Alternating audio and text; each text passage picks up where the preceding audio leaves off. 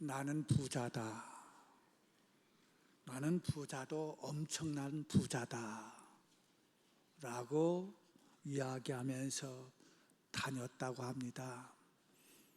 그러니까 결국 그 이야기가 돌고 돌고 돌아서 세무서 직원에게까지 들어갔다는 거지요.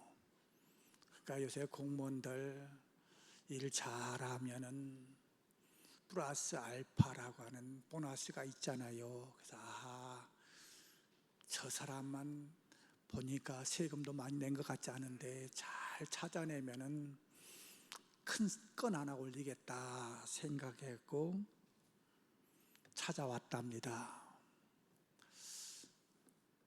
굉장히 부자라고 하는데 얼마나 있습니까? 무슨 재산이 있습니까? 그리고 부자입니까? 그러니까 어떻더니 저 엄청나게 부유한 부자입니다. 뭘 얼마나 가지고 있습니까? 라고 물으니까 저는 예수를 내 마음속에 가지고 있는 엄청난 부자입니다. 그러니까 그거 말고 세상 거요, 세상 거. 그러니까 있지요. 그게 뭡니까? 그러니까 나를 항상 뒤에서 도와주는 착한 아내가 있다고 잠언에서 이야기하고 있듯이 아내는 보석보다 더 귀하다고 하는데 이런 착한 아내가 저에게 있습니다. 그거 말고 또 뭐가 있습니까? 또 있지요. 내 자녀들 나중에 커서 크게 쓰임받을 귀한 보화가 있습니다. 그러니까 이 사람이 황당한 게 그런 거 말고요. 그런 거 말고 뭐가 부자입니까? 라고 말하니까 저는 믿음 있는 부자입니다. 이렇게 자꾸 그쪽으로 가니까 이 세무서 직원이 결국 이런 말을 하고 갔다고 그래요. 목사님은 진짜 부자입니다. 그런데 그 많은 재산 가운데 세금을 낼 것은 하나도 없네요 하고 떠났다고 하는 말이 있어요. 오늘 본문에서 천국이 뭘까 하는 것을 그 당시 많은 사람들이 이해하고 경험했고 다 알고 있는 사실을 통해서 천국은 이와 같다라고 하는 비유를 통해서 천국을 주님께서 말씀하고 있습니다. 여러분, 소풍을 가보신 적이 있습니까? 국민학교 때 또는 초등학교 때 소풍 가면은 거의 빠지지 않는 프로그램이 있습니다. 점심 먹을 때든지 아니면 저녁 때 이제 다 끝날 때 보물찾기를 합니다. 보물찾기를 할 때 물론 지금은 어디에 가니까 다 하나씩 기념품으로 주려고 그냥 주는 것보다 다 하나씩 주려고 많이 감춰놓고 2개 찾아도 2개는 안 주니까 2개 찾은 사람 옆 사람 하나 주세요 해가지고 하나씩은 다 받아가게 하지만은 과거는 그거 아니었잖아요. 한 60여 명 학생들이 소풍 가면 5개, 6개 이제 감춰두면 솔나무도 쳐다보기도 하고 돌도 뭐 이렇게 들어보기도 하고 그러니까 결국 확률적으로 보면 한 5%도 안 되는데 5%에 안 꼈다고 어떻게 외쳤습니까 여러분들? 나는 뽑기는 자신이 없고 또 이렇게 보물찾기는 징그럽게 재수없는 사람이라고 내가 이런 데 해본 적이 없다고 하면서 스스로 좀 자기 자신을 좀 낮추는 경우도 있는데 사실 보물찾기 다 찾는 게 아니라 그냥 열심히 찾아야만이 찾고 조금 더 한다면 이 감춘 선생님이 어떤 기질이 가지셨는가 하면서 땅을 쳐다보는 선생님인가? 그럼 돌을 들어봐야 될 거, 하늘을 쳐다보는 선생님인가 하면 소나무 가지를 쳐다봐야 되는 거 아니겠어요? 이렇게 하여튼 노력해야 보물을 찾는데, 오늘 예수님 당시 이 법이라든지 정치가 있지만은 법보다 주먹이 가깝다고, 그 예루살렘이라든지 도시에서는 법의 혜택을 받지만은 저 시골 동네에서는 법의 보호를 받지 못하기 때문에 법은 있으나 마나 하고, 그러다 보니까 강도들이 나타나기도 하고 도둑이 와서 훔쳐가기도 하지요. 그러니까 내가 있는 이 보물을 어떻게 간직할 수 있을까? 특별히 예수님 당시에 은행이 없으니까 돈이나 보물이 있으면 땅을 파고 몰래 숨겼다고 그러더라고요. 최근에 뉴스에 보니까 한 약 4억 정도를 돈을 털어가지고 묻어놨다가 잠복한 경찰한테 잡혀갖고 끌려오는 모습도 뉴스에 나오던데요.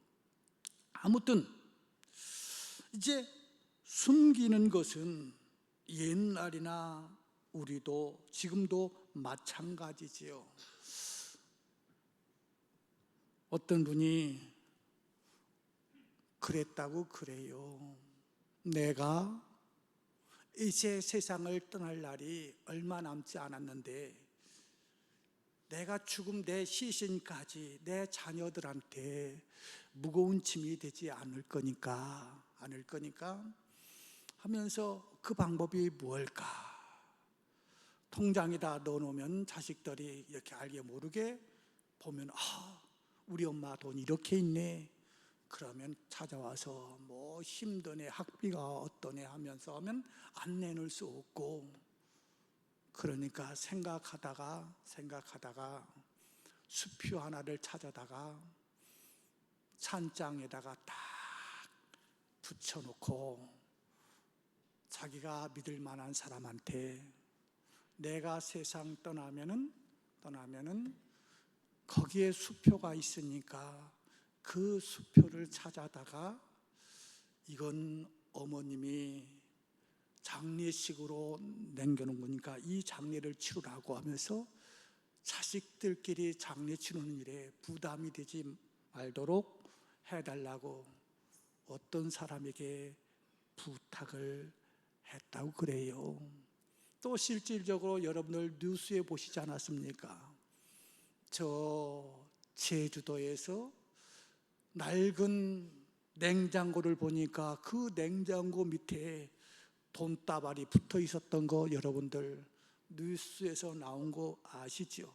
지금처럼 이렇게 은행업이 발달되었는데도 그렇게 숨기는 것이 있는데, 하물며 그 당시 보물이 있으면은 강도가 들어오기도 하고 도둑이 와서 훔쳐갈 수도 있으니까 이것을 어떻게 감출까, 어디다가 할까 하는 보관 장소 중에 하나가 땅에다가 묻어두는 거랍니다. 아마 여러분들도 지금 그럴 거요. 그런 분들 꽤 많을 거요. 부부가 같이 살고 있지만은 남편 월급이 얼마인지도, 아내 월급이 얼마인지도, 아니면 부모님들 여러분들 자식 월급이 얼마인지 알려주는 자식이 있던가요? 아마 별로 없을 거요. 그러니까 부부끼리도 어떤 때는 이제 따로 감춰두는데, 역시 이 당시에도 사람 생각이 뭐 거기서 거기지 얼마나 차이 있겠습니까? 땅에다가 묻어두었는데, 지금 말하면 치매 걸려가지고 묻어놓은 거 모르고 그냥 지나갈 수도 있고, 또 오래 살 줄 알았는데 그냥 갑자기 세상을 떠날 수도 있고, 전쟁이 나가지고 이제 얼마 있다가 돌아오겠다고 했는데 돌아올 수도 없고, 그래갖고 그 돈이 이제 세월이 지나면서 땅 주인이 묻어놓은 돈이 아니라 이 땅 주인도 언제 묻어놨는지는 모르지만은 이런 묻어놓은 돈들이, 그 항아리들이 이스라엘 그 예수님 당시에 꽤 있었던 것 같아요. 그래서 너도 알고 나도 알고 모두가 알고 있는 이 비유를 통해서, 아, 천국이라고 하는 것은 이게 천국이야 하면서 오늘 이 비유로 말씀하고 있습니다.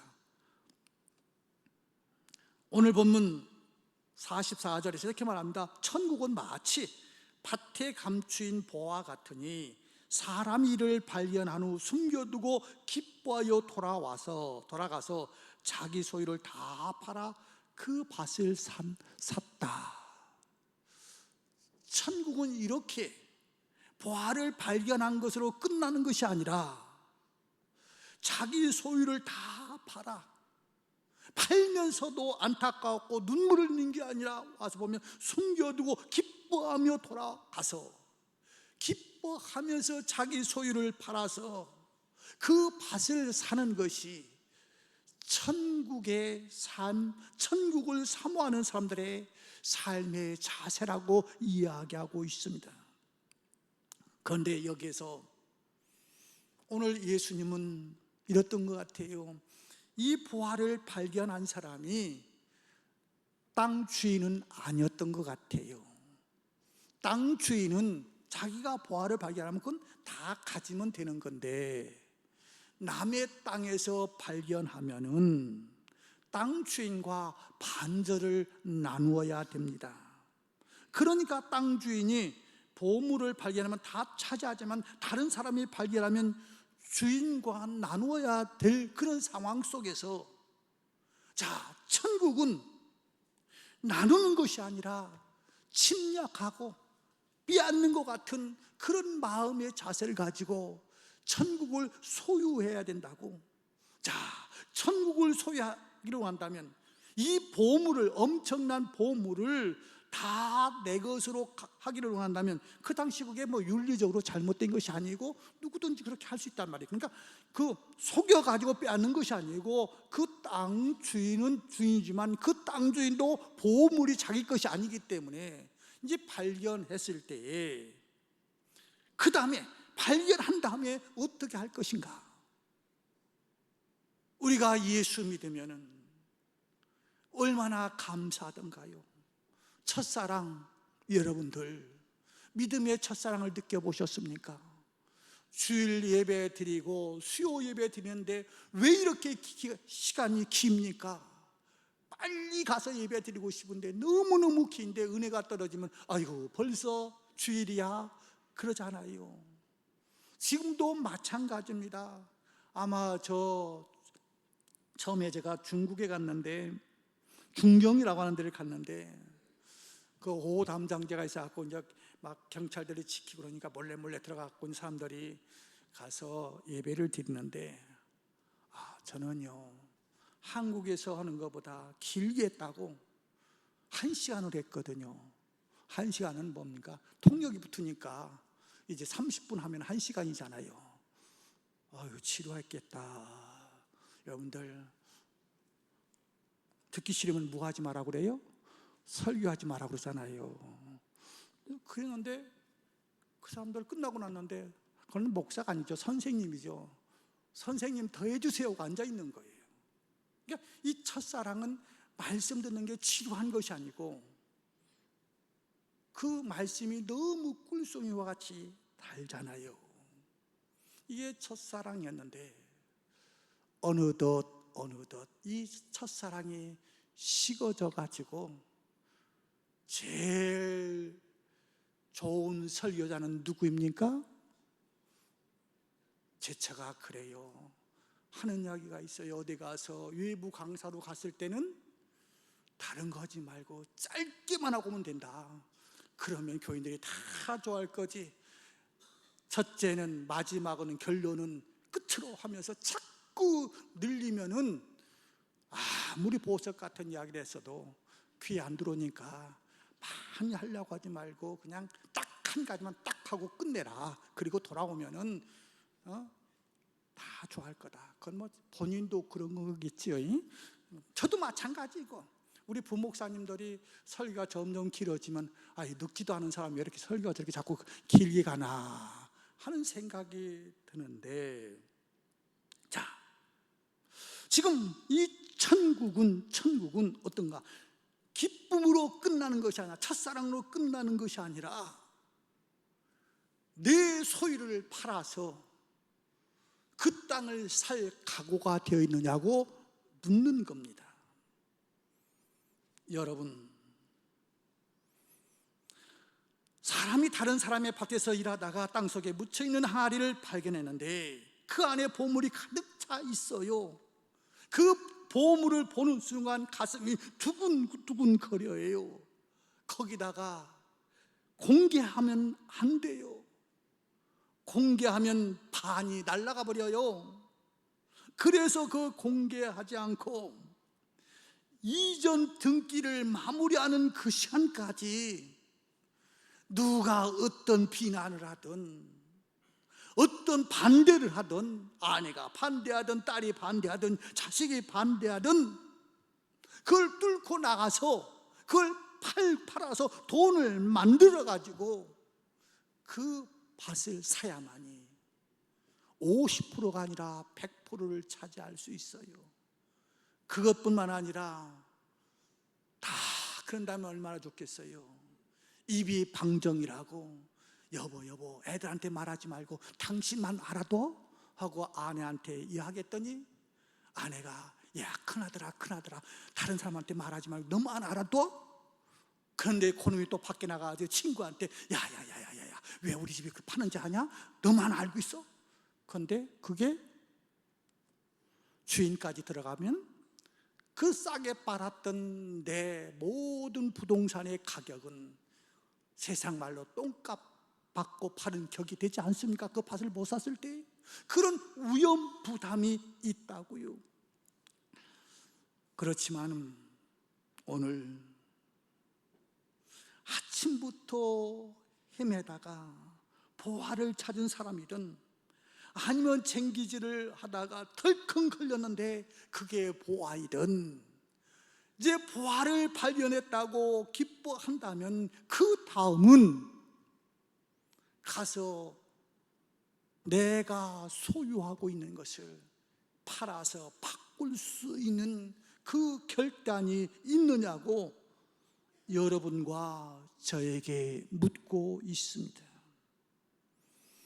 많은 사람들은 보화가 이 세상에 물질인 것으로 착각을 해요. 그래서 어떤 사람한테 들었는데 이런 말도 하더라고요.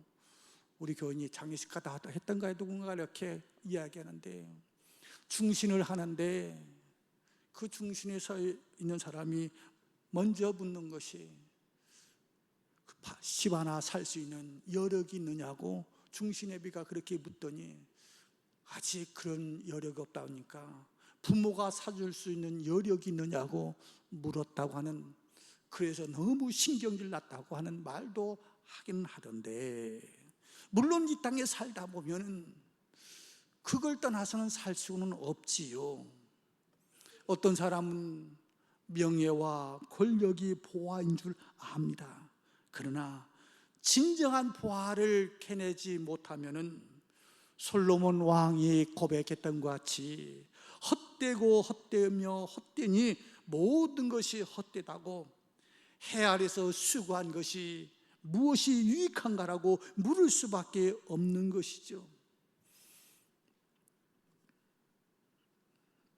이런 전설이 있지 않습니까?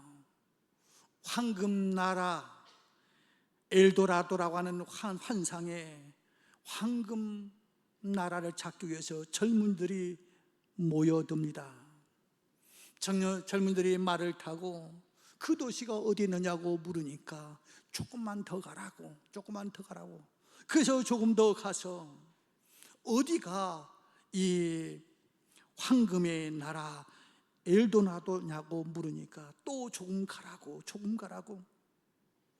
그래서 결국은 늙어서 쓰러졌을 때 천사가 앞에 나타나더라는 거지요. 그래서 그 천사한테 다시 황금의 나라가 어디에 있느냐고 말하니까 이런 소리가 들려왔다고 하지 않습니까? 그 나라는 저 달나라에 있으니 계속 가보시라고 그래요. 세상에서 찾을 수 있는 보화는, 진정한 보화는 없습니다. 어떤 사람이 그랬다고 그러더라고요. 우리나라 한 70년대쯤 들었던 것 같은데 70년대 80년대 초에 저는 저 현조동이라고 하는 독립문 쪽에서 제일 먼저 개척교회에 있는 데서 교육전도사를 한 적이 있습니다. 뭐 지금 현조동이 다 바뀌었지만 그 당시 서울임에도 불구하고 교회 앞에 동네는 산동네인데 화장실이 이제 그 동네 화장실이 있어갖고 사람들이 다 거기 와가 줄 섰다가 그 용물을 보고 가는 그런, 서울에도 그런 동네였단 말이에요. 자, 그 직원들 직장 생활하는데 한 직원이 우리 집 샀다고, 집들이 할 거니까 가자고 그러더라는 거지요. 그래서 갔더니 너무너무 신기한 거예요. 아파트라고 하는 데를 처음 들어가 본 거예요. 그런데 아파트는 화장실이 어디에 있어요? 밖에 있어요? 안에 있어요? 안에 있잖아요. 옛날 우리 단독주택은 다 뭐 화장실하고 뭐는 저 멀리 있어야 된다고 다 어두컴컴 전기도 없는데 그런 데 가서 살던 그들이, 그리고 아침에 그 바쁜 가운데 줄 서가지고 급해도 그 일을 보고 가야 되는데 자기 집 안에 화장실이 있으니까 너무너무 신기하잖아요. 그러니까 이제 이분이 딱 필이 꽂힌 거예요. 나는 이런 집을 사겠다고. 뭐 먹는 거 아끼고 쓰는 거 아끼고 입는 거 아끼고 그래갖고 돈을 모아가지고 한 아파트를 샀어요. 그리고 이제 친구들을 초대해갖고 직원들 초대해갖고 나도 이렇게 샀다고 자랑을 했지요. 그리고 한 몇 년이 지났대요. 지났는데 또 다른 직원이 우리 집 샀다고, 이사했다고 한턱 낼 거니까 오시라고 해가지고 다 갔더니 또 이런 세상이 있는가. 화장실이 2개가 있더래요. 옛날에는 6남매 또는 4남매, 그래서 보통 6, 8명 부모까지 살았잖아요. 한 집에 살면은 그저 아침이면 서로 내가 먼저 들어가겠다고 야단 전쟁이 일어나는데 그런 화장실이 2개니까 부부들이 하나 쓰고 자식들이 하나 쓰고 이거 너무 좋더라는 거지요. 그래서 다음은 뭐예요? 이제 화장실 2개 있는 집을 내가 사야겠다 하고 그냥 모든 것을 거기다 집중해 가지고 화장실 2개 있는 집에 이사 갔대요. 그랬더니 문을 똑똑 두드리면서 천사가 이제 너 갈 시간이 있다 하고 천국으로 모시고 간 거지요. 하나님이 너희 땅에서 한 것이 무엇이냐 라고 묻는 그 물음 앞에서 내가 뭘 했는가 다시 되돌아보니까 아무것도 없고 뭐 2개 만들어 놓고 간 것밖에 없어요. 화장실 2개 만들어 놓고 온 것밖에 없더라는 거예요. 여러분, 이게 천국의 삶이 아니라 진짜 천국은 예수를 발견하는, 그게 천국이라는 겁니다. 이 밭갈이 하다가 그 보화를 발견하듯이 진짜 예수를 발견하는 모습, 그 천국은 어디에 있습니까? 예수님은 어느 신학자가 말하기를 아무나 만나게 해주시는 분이 아니라 숨겨진 예수님이라고까지 이야기합니다. 인간의 이성이나 과학, 지식으로 만날 수 없고 오직 믿음으로 만날 수 있는 분이 예수님. 그래서 예수님이 이 땅에 오실 때 잘 나가는 부자들 자녀로 온 것도 아니고 권력자 정치가들에게 온 것도 아니고 유명한 배우 탤런트 앞에서 자녀로 온 것도 아니고 말구유로 오시지 않았습니까? 예수를 만난 사람, 진짜 보물을 발견했던 사람들은 거의 다 자기 소유를 파는 그런 결단을 한 사람들입니다. 동방 박사들 보십시오. 예수님이 태어났다고 한 것을 소식을 듣고 황금과 유황과 모략을 들고 와서 예수님 앞에 드리지 않았던가요? 예수님의 제자들 보십시오. 예수님을 만난 베드로와 다른 제자들, 생계 수단이었던 배와 그물을 버리고 예수님을 쫓지 않았던가요? 사도 바울을 보십시오. 그는 학자였습니다. 그리고 출신 성분이 매우 좋았습니다. 미래가 보장된 젊은이였습니다. 그럼에도 불구하고 내가 가지고 있는 것은 예수를 만나고 나서 보니까 그것은 모든 것이 배설물과 같다라고 이야기하지 않습니까? 그래서 예수님은 이 보물을 찾기 위해서 구하라 그리하면 너에게 주실 것이요, 찾으라 그러면 찾을 것이요, 문을 두드리라 그러면 열릴 것이라고 말씀하시면서 천국은 힘쓰는 자가 빼앗는다고, 지금 이 보아는 발견했다고 기뻐하고 그냥 나 발견했으면 그건 내 것이 될 수가 없습니다. 이 보아를 발견한 사람은 자기 것을 기쁨으로 팔 각오가 되어 있어야 되고 그것을 행동으로 옮겨야만이 진정한 보아를 내 것으로 만들 수 있는 것이지요. 여러분, 어떻게 보면 농부가 쟁기질을 하다가 털컥하고 뭐가 걸리면 짜증이 날 수도 있습니다. 그러나 쟁기에 걸린 항아리에 보물이 있듯이 내 인생 속에서 어떤 항아리와 같은 장애물이 있을 수 있어요. 어떤 때는 그것이 질병일 수도 있어요. 내 인생 덜컥 병에 걸렸네요. 항아리 쟁기질을 하면 쭉 가면 되는데 덜컥 걸리면 소를 멈추고 이게 돌인지 무언지 확인하려면 시간도 무슨 정열도 허비될 수밖에 없어요. 그러나 덜컥거리는 재물 그 함 속에 보물이 들었다고 하면 그건 축복이 아닌가요? 우리는 보통 우리의 인생을 10km로 달리든 100km 달리든 그게 행복과 저주는 아니잖아요. 오히려 이 질병이라고 하는 항아리가 덜컥 걸려가지고 멈추는 동안 예수를 발견할 수 있다고 한다면 질병은 나에게 축복일 수 있습니다. 사업의 실패를 통해서 예수를 만날 수 있다고 한다면 그건 저주가 아니고 축복입니다. 배신을 통해서 예수를 만날 수 있다고 한다면 이것은 축복이라는 거예요. 그런데 우리는 어떤 삶을 살려고 합니까? 보화를 발견했으면 다 갖고 싶어 하잖아요. 그런데 그 값을 지불하지 않으려고 그래요. 50% 발견하면 50%는 내 것이지만은, 그리고 50%를 주인한테 떼드리면 될 수 있지만은 어느 성경에서 그걸 이야기하려고 하는 거 아니잖아요. 내가 하면은 그 50%도 다 내 것인데, 천국은 침노하는 자의 것인데 내가 그 길을 하라고.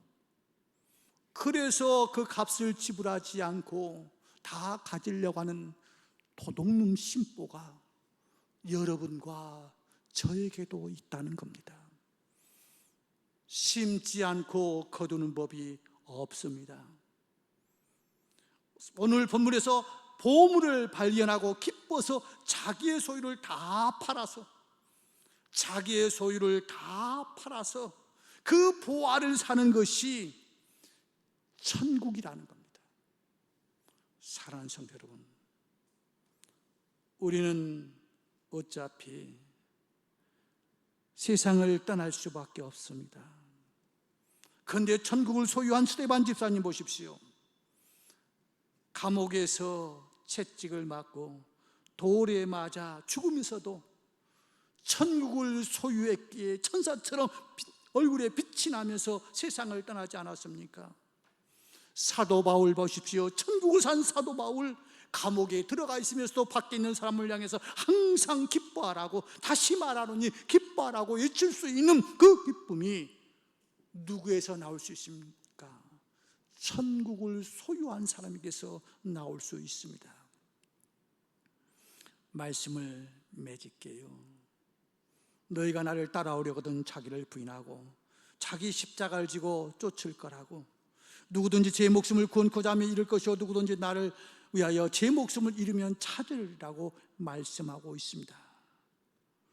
주인공은 자기 재산을 다 팔면서도 기뻐했는데 그렇게 살아가는 것이 신앙 생활이고 천국 시민의 삶이 되어야 되는데, 모세가 상을 위해서 포기했는데 우리들은 세상 것과 하늘나라를 두 가지 다 가지려고 하다 보니까 두 가지 다 놓쳐버리는 안타까운 인생을 살고 있지는 않습니까?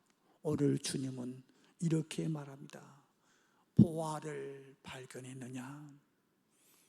그렇다면 기쁨으로 내 소유를 팔아 그것을 사라고 우리에게 말씀하고 있습니다. 기도하겠습니다.